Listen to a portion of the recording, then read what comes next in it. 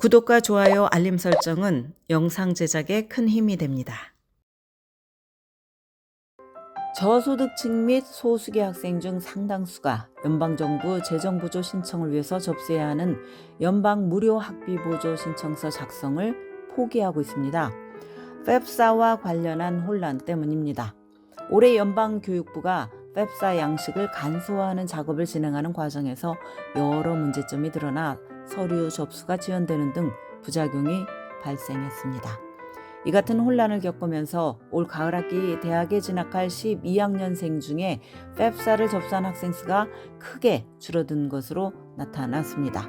특히 재정보조가 필요한 학생들 사이에 접수자가 감소한 것으로 조사돼서 올 가을 학기 전국적으로 대학 등록률이 감소할 것으로 예상이 됩니다.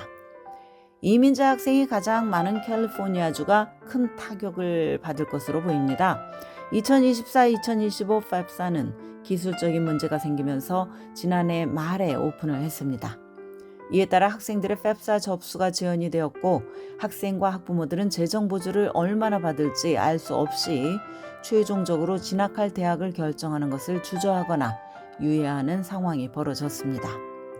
전국 대학 달성 네트워크가 최근 발표한 자료에 따르면 지난 4월 19일 현재 전국의 12학년생 중에 겨우 32.9%만 팹사를 접수했는데 이는 지난해보다 29%나 감소한 수치입니다. 저소득층 및 소수계 학생이 많은 고등학교에서는 이 수치가 심지어 더 떨어져서 지난해보다 34%나 줄어든 것으로 조사가 되었습니다.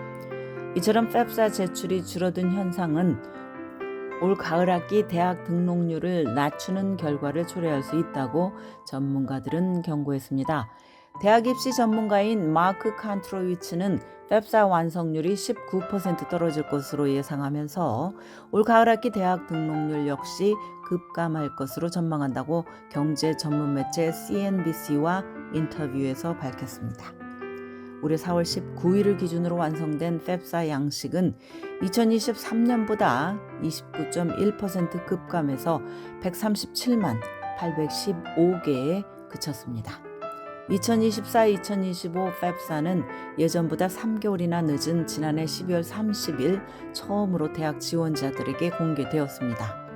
새로운 양식은 소프트 런칭을 위해서 처음 며칠 동안은 한정된 시간에만 열렸습니다. 그러나 대학에 지원하는 많은 학생들이 한정된 시간 동안 양식 작성을 위해서 필요한 모든 정보를 기입할 수가 없었습니다.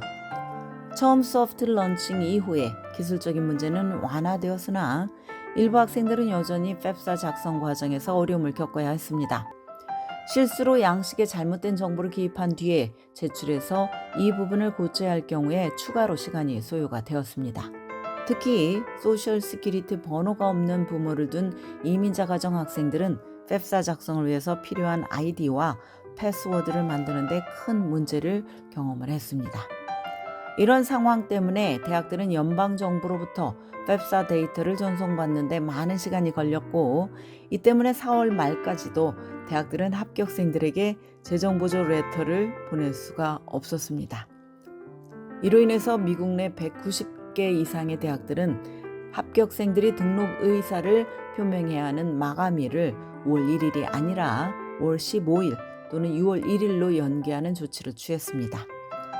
연방학생보조 오피스의 수장인 리처드 코드레이는 팹사 지연 사태의 책임을 지고 최근 사임했으며 아직 후임을 누가 맡을지는 발표가 나오지 않았습니다.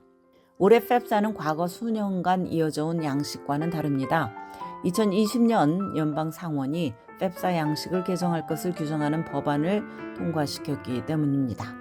가장 큰 변화 중에 하나는 과거에 108개에 달했던 문항수가 새 양식에서는 36개로 줄어서 서류 작성이 간편해진 것입니다.